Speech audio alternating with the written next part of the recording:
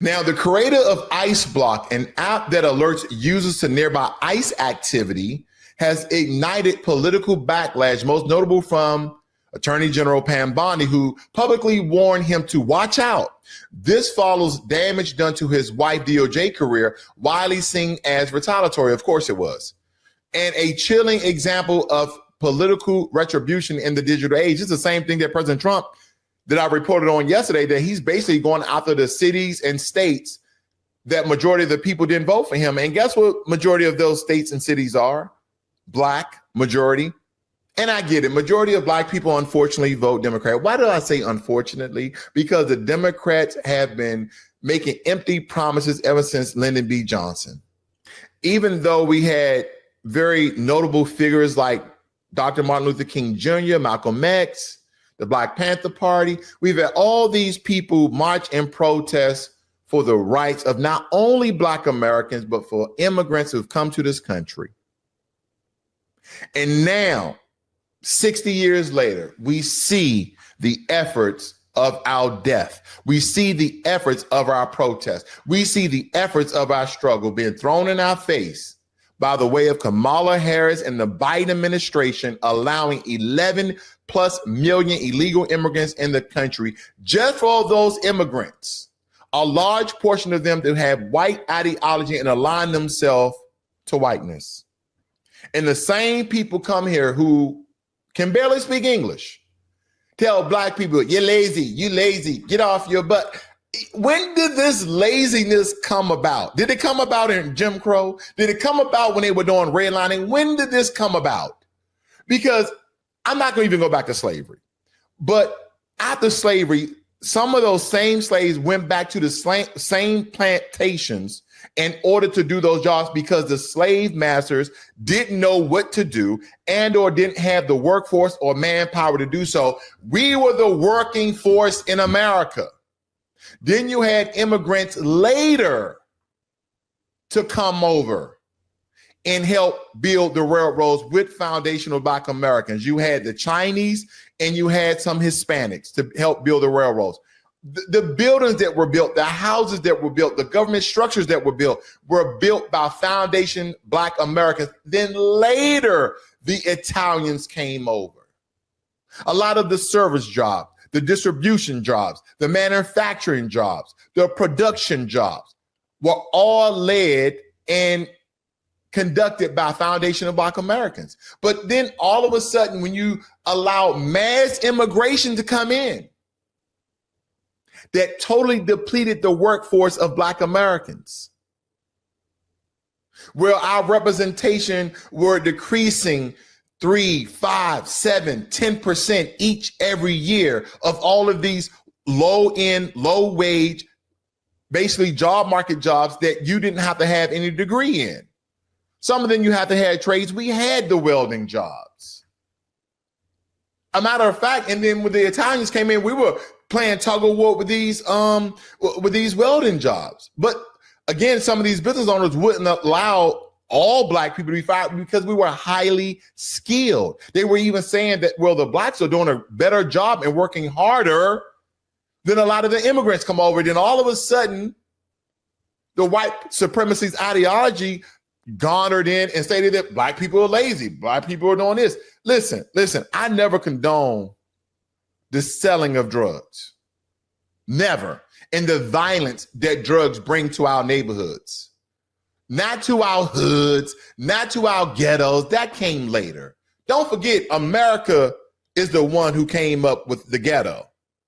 The Nazis just named it the ghetto by the way of the Jews. But the formula, the strategy, the method, that came by the American government, by boxing in and redlining and giving Black people very small spaces to operate in. And they knew what it was going to do. That's why the Nazis did it to the Jews. They knew they would foster illegal activity. They know people be trampled upon each other. They know violence would occur because people don't have much room to really move around in. Like, we know this already, but then you'll have people in the comment section, oh, you always pointing blame at these people. Here's the thing, everything needs context. And I tried to provide context right here on Black Logic. Hit the subscribe button as well as the notification bell, hit that like button. Because a lot of times some people need to be informed, some people need to be educated, and some people just need to shut the hell up. Unless you want to do your research. I have people to tell me all the time, have you done your research? I've done enough. Research will never end, ladies and gentlemen. You can never know more about a situation and how it has turned out. The reason why the conditions that the world, not just Black people, not just Palestinians, not just white people or Hispanic people, illegal immigrants, legal immigrants, the reason why the world is in the state that it is today is because of history. It's because what occurred in history and how those things have unfolded to present day. That is the truth of the matter.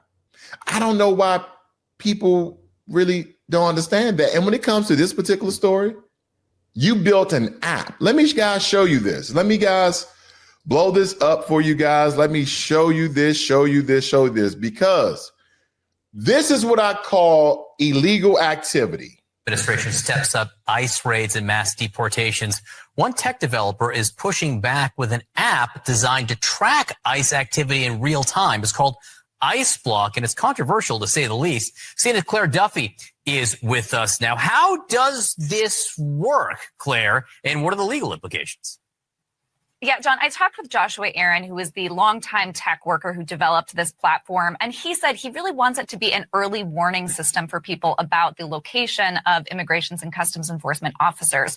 So he says he does not want people interfering with those officers' activity, but he does want people to be able to avoid them altogether if they want. So you open the app, it looks like a map, and users can tap the map to report an ICE sighting in their area, and then everybody who uses the platform within 5 miles of that sighting will get a push alert.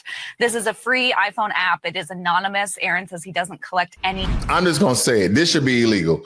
Whoever created this app needs a federal order to take it down immediately. This app should be illegal. This app should be because this app can be used for more than what it's worth. Even though ICE Block, I'm going to alert people who are illegally in the country. Now, granted, given the very short history, President Trump is in office. He's been revoking people's legal residency and even their legal standing with H-1B visas. But a lot of these people, visas have expired and they've been speaking anti-American sentiment. So I understand. But I want you guys to think about the expansion of this app. Like, case in point, and I'm not trying to be stereotypical of myself and my skin tone. But this is for everybody, because there's white drug dealers, black drug dealers, Hispanic, everybody deal drugs, Asian drug dealers, they do fentanyl. Some people do coke, crack, cocaine, weed, whatever the drug may be. I don't care. Everybody, every race sell drugs. Let me point that out. Now, second, if I'm a drug dealer, this might as well be named Police Block. Because if I am a drug dealer and I see police officers, I'm just going to put on the ICE Block app, oh, police is in this area. Guess what that's going to do. Man, I can't even get my words out today, because this is so idiotic. This is so anti-crime. I mean, pro-crime. This is pro-crime. My apologies. This is pro-crime. Because if I'm a drug dealer, or if I steal cars, or I commit crimes, the only thing I need is a network of people to report law enforcement anywhere. Because guess what?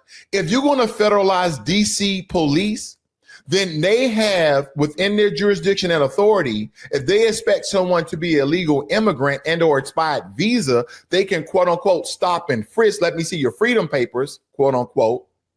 Then I can just, there's police in this area. They could be ICE. So let me do a push notification. So drug dealers, people who are committing crimes know exactly where the police is. And that doesn't stop crime. That only shifts crime. And so we're telling people, because you are illegally in the country and or you may have a record of your visa being expired, we're going to alert you for you to evade and avoid law enforcement. What in the hell are we doing? Why is this person being allowed to put up an app to allow people who are illegally in the country? This blows my mind. I'm surprised they haven't invoked any sort of federal or state mandate to order Apple to pull down this app. And if they ever try to get it on Android, to pull down this app. This is ridiculous. This can be used for so much more. And I know that they know that. Ladies and gentlemen, they have an app to alert people and potentially people who are conducting illegal activity to be notified when the police are within 5 miles of the crimes being committed and or people who are illegally and potentially expired visas illegally in the country. And I know what you guys are going to say.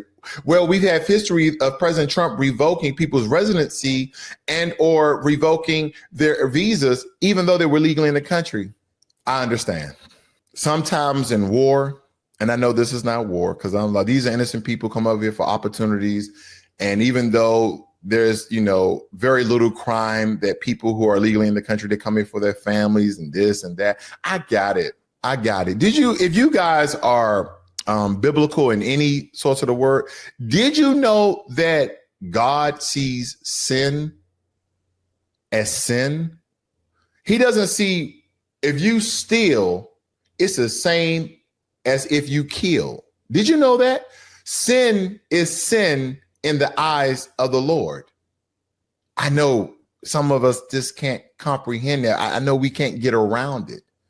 When you're breaking the law is the law, regardless of how you feel, regardless of your moral and ethics. And you may not understand or even like what I'm saying, but this is the truth. The law is the law. Not all laws in America are ethical. Not all laws in America are moral.